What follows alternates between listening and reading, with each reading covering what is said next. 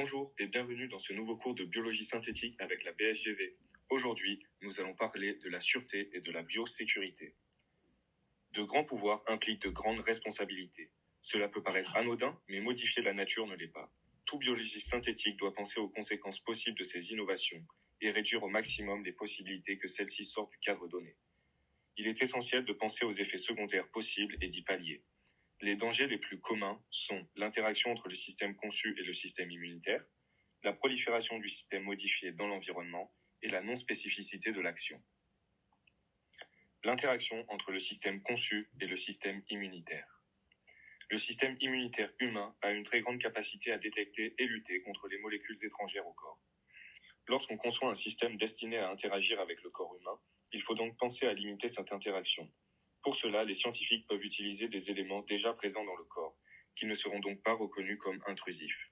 Par exemple, les cellules CAR-T, qui sont des cellules T de l'hôte modifiées afin d'exprimer à leur surface des anticorps dirigés directement contre les cellules cancéreuses. Dans ce type de traitement, les cellules de l'hôte sont collectées, puis modifiées génétiquement, puis retransmises à l'hôte afin d'attaquer spécifiquement le cancer et de le détruire. Dans un autre cas, si une bactérie est utilisée pour médier la fonction désirée dans le corps humain, il est possible d'utiliser une souche de bactéries modifiée génétiquement pour qu'elle exprime à sa surface moins de lipopolysaccharides, qui est un antigène très réactif, limitant ainsi l'interaction avec le système immunitaire. Comme on peut le voir dans cette slide, une souche modifiée génétiquement n'entraîne pas de réaction immunitaire, alors qu'une souche normale entraîne une réaction immunitaire qui viendrait empêcher le bon fonctionnement du système conçu dans le corps humain. La prolifération du système modifié dans l'environnement.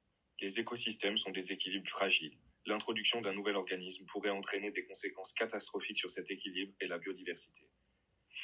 Il est donc primordial de limiter les capacités du système conçu à se développer dans l'environnement. Pour cela, les scientifiques ont mis au point des mécanismes permettant d'introduire dans l'organisme des désavantages de croissance ou une mort programmée. L'induction de l'expression de gènes donnés permet de maîtriser quand est-ce que ces gènes s'expriment. Ainsi, le concepteur peut se servir d'un tel moyen pour exprimer un gène uniquement lorsqu'il le souhaite. Ici, nous allons voir l'exemple de l'induction contrôlée par l'IPTG, qui est une réplique synthétique du système de régulation d'expression génique présent chez les bactéries, appelé opéron lactose. Lors de l'absence d'IPTG, le répresseur vient se lier à l'opéron et ainsi bloque l'accès de l'ARN polymérase au gène, bloquant donc la transcription. Lorsque l'IPTG est présent, il vient se lier avec une plus forte affinité que l'opérateur au répresseur, et donc laissant la place à l'ARN polymérase pour transcrire le gène d'intérêt. Lorsque l'IPTG est de nouveau absent, le répresseur va venir se lier de nouveau à l'opérateur, bloquant de nouveau l'accès à l'ARN polymérase et donc empêchant de nouveau la transcription du gène d'intérêt.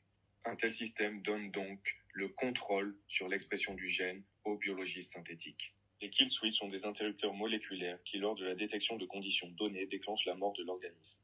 Ils sont utilisés pour confiner l'organisme modifié dans le cadre voulu. Les conditions de déclenchement d'un kill switch peuvent se baser sur nombre de paramètres: pH, température, temps, détection d'une molécule en particulier ou d'une variation de son niveau, détection de lumière, etc.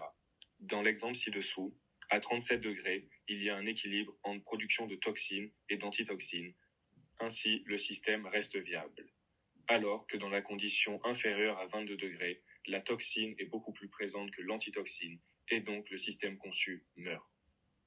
Un tel système peut être utilisé lorsqu'on veut confiner un organisme dans le corps humain qui est à 37 degrés. On peut voir qu'ainsi, une fois excrété hors du corps, cet organisme mourrait car la température n'est plus adéquate. La non-spécificité de l'action. Lors de l'implémentation d'un système biologique, la majorité du temps, ce système vise une cible bien précise, et le fait d'altérer une cible autre risque d'induire d'importants dégâts. Il est donc courant d'utiliser la spécificité des interactions moléculaires pour cibler le lieu ou le type de cellule d'intérêt. Les anticorps font partie des molécules avec le plus de spécificité.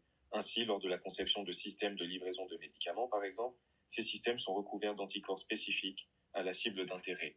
Dans le cas présenté dans cette slide, une équipe IGM de 2022 a recouvert la surface de nanoparticules avec des anticorps spécifiques à des récepteurs de cellules cancéreuses et non aux cellules saines. Ainsi, lors de l'administration de ces nanoparticules, la toxine sera délivrée seulement aux cellules cancéreuses, induisant leur mort, alors qu'un impact négligeable sera observé sur les cellules saines. En conclusion, il est essentiel pour les biologistes synthétiques de penser au-delà de leur travail en laboratoire et d'anticiper les impacts de leurs projets et d'évaluer les risques en matière de biosécurité.